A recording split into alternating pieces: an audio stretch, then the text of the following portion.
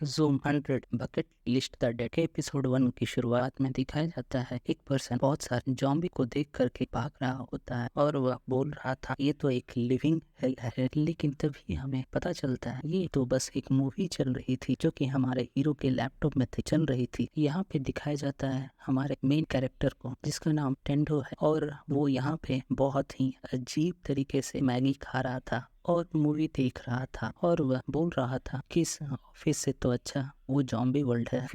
फिर वह टाइम देखता है और बोलता है कि अच्छा अब मेरे सोने का टाइम हो गया है। लेकिन तभी वह सोचने लगता है कि कल मुझे फिर से ऑफिस जाना होगा। इस तरह से वो बहुत डिप्रेस था और इसी बात को वह सोचते सोचते सो जाता है। और फिर हमें उसका रूम दिखाया जाता है जो कि एक बिल्कुल ट्रैश की तरह दिख रहा था। वहाँ पे हर जगह कूड़े फैले हुए थे और फिर हमें बताया जाता है ये 3 साल पहले शुरू हुआ था जहाँ पर टेंडो को एज अ प्रोडक्शन डिपार्टमेंट में काम मिला था। और हमें यहाँ पे पता चलता है कि आज आकिरा का फर्स्ट डे है और वो बहुत ही एक्साइटेड रहता है इसके लिए। इसके बाद वो पूरे स्टाफ को ग्रीट करता है और सबको हेलो बोलता है। वो इस जॉब को लेकर के इतना एक्साइटेड रहता है कि वो अपने फ्यूचर के प्लान को बनाने लगता है और वह बोलता है चाहे कुछ भी हो मुझे अपना इसमें बेस्ट देना है। फिर तभी उसका सीनियर उसे उसकी सीट बताता है कि तुम्हारी ये सीट है जहाँ पे तुम्हें काम करना है। लेकिन थोड़ी देर में वो किसी लड़की से टकरा जाता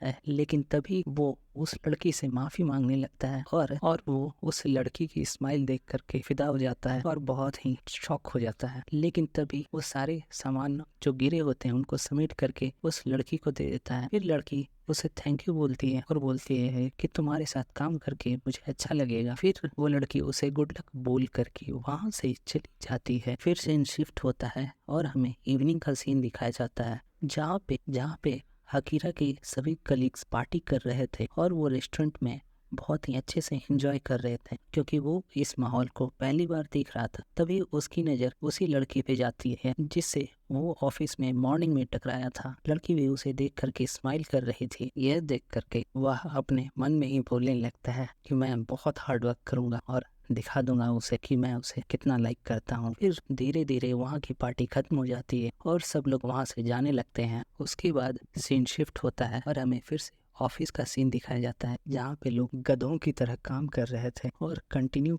बस काम ही किए जा रहे थे। और फिर हमें दिखाया जाता है हमारा हीरो ये सब लाइफस्टाइल देख करके पूरा पगला जाता है। वो सोचने लगता है मैं क्या कर रहा हूँ। तभी वो किसी अपने सीनियर से पूछता है और कितना टाइम रहना पड़ेगा। लेकिन तभी वो बोलता है कि तुम्हारा काम नहीं हुआ। और दोस्तों पता है आपको अगर ऐसा लग रहा है तो जापान में एक्चुअली ये कल्चर हो चुका है। लोग ऑफिस में ही रह जाते हैं और ऑफिस में ही सोते हैं। वो तो कभी कभी 3-3 या 4-4 दिन पे घर जाते हैं। इस तरह से उनका कल्चर बन चुका है।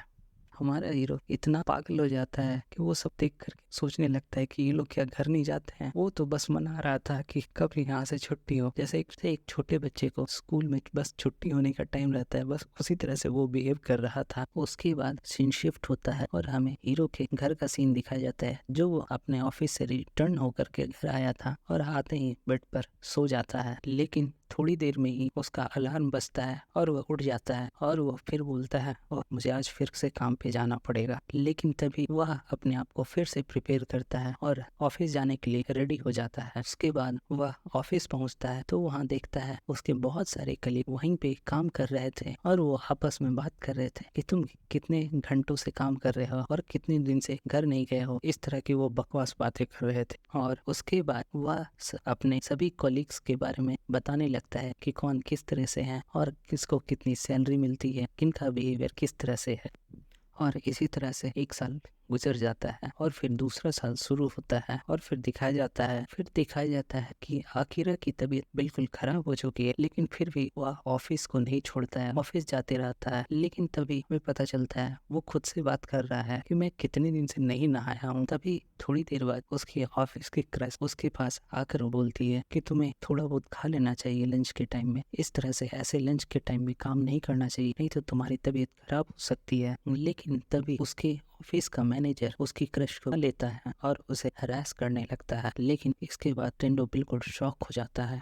उसके बाद दिखाया जाता है वो फिर घर आता है और यही बोल रहा था मैं ये काम क्यों कर रहा हूँ, मुझे कोई दूसरी जॉब ढूंढ लेनी चाहिए और वह सोचते हुए घर जा रहा था, लेकिन उसके पैर भी नहीं चल रहे थे और वह अपने होश में भी नहीं था। फिर हमें दिखाया जाता है कि आकिरा बहुत ही डिप्रेस रहता है और इसी तरह से सोचते सोचते उसके 3 साल गुजर जाते हैं। फिर तभी हमें उसी रात का सीन दिखाया जाता है जब आकिरा सो चुका था और हमें उसकी कहानी बताई जा रही थी। उसके बाद से वहाँ पे से नई कहानी शुरू होती है। फिर हमें अलार्म क्लॉक बजने का साउंड आता है और हमें दिखाया जाता है आकिरा उठ जाता है और खुद से बात कर रहा था, मुझे काम पे नहीं जाना है, लेकिन फिर भी वह अपने आप को प्रिपेयर करता है और बिल्कुल ज़ॉम्बी की शक्ल की तरह रहता है। फिर वह अपने डोर को लॉक करके बाहर निकलता है, लेकिन तभी वह अपने डोर पे देखता है कि उसके रूम ओनर ने उसके लिए कुछ बिल्स छोड़े रहते हैं जिसका उसने पेमेंट नहीं किया था। तभी वो उन बिल्स को लेकर के अपने रूम ओनर के पास जाने लगता है और तभी हमें दिखाया जाता है उसके रूम ओनर का सीन। और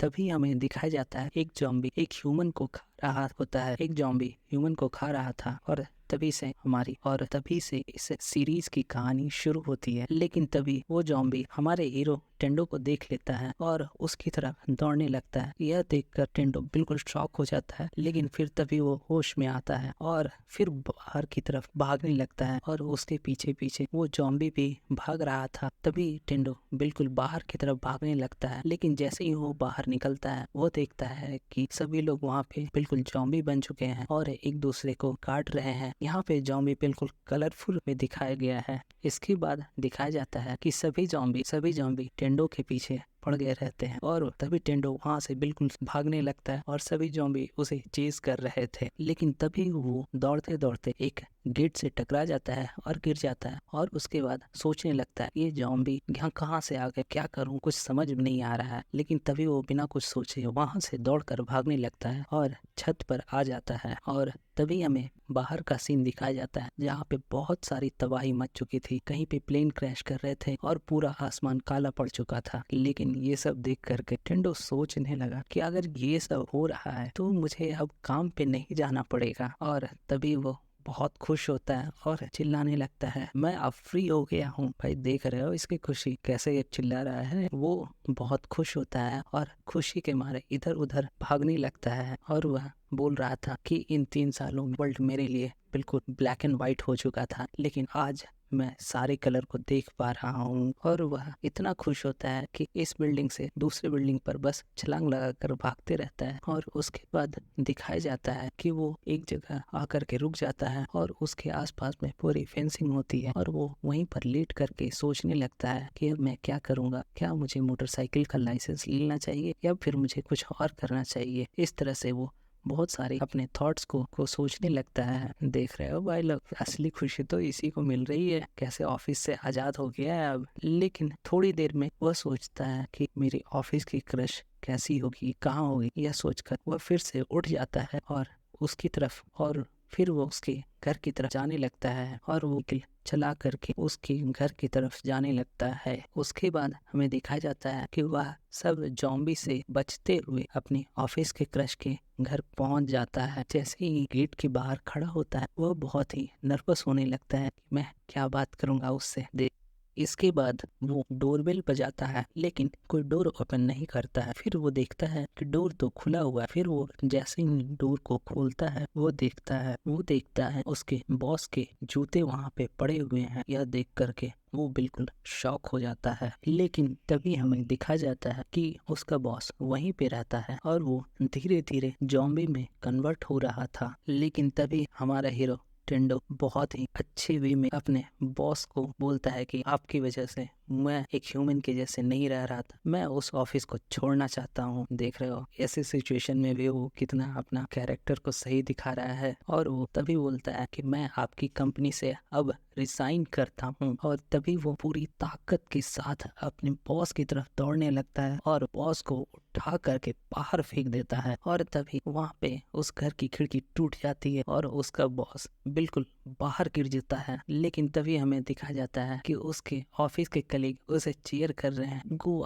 अकीरा। और तभी दिखाया जाता है उसका बॉस ऊपर से बिल्कुल नीचे आकर के धड़ाम से गिरता है। लेकिन तभी उसके बाद सीन शिफ्ट होता है और हमें अकीरा को दिखाया जाता है जो कि अपने ऑफिस क्रश को खोज रहा था। लेकिन तभी हमें दिखाया जाता उसकी ऑफिस की क्रश भी एक ज़ॉम्बी बन चुकी थी। यह देखकर वो शॉक हो जाता है। लेकिन तभी हमें दिखाया जाता है कि वो ऑफिस की क्रश जो जॉम्बी बन चुकी थी वो अकीरा की तरफ बहुत तेजी से दौड़कर उसे खाने के लिए आने लगती है। लेकिन इसी बीच में वो अपना लव कन्फेस करता है और फिर वह वहां से भागने लगता है अपने बैग को उठा करके और उसे गुड बाय बोल देता है। फिर सीन शिफ्ट होता है और हमें एक कन्वीनियंस स्टोर का सीन दिखाया जाता है जहाँ पे अकीरा बैठ करके ड्रिंक पी रहा था और वह तभी सोचने लगता है कि मैं क्या करूं। लेकिन तभी वो बोलता है मुझे आज मरना है या 60 साल बाद मरना है ये तो मैं अभी डिसाइड नहीं कर सकता हूँ, लेकिन जो भी मुझे लाइफ में करना है वो मैं करके रहूंगा। तभी वो उठ जाता है और कन्वीनियंट स्टोर में जाता है और फिर एक नोटबुक लेकर के उसमें लिखने लगता है और वह लिखता है 100 things I have to do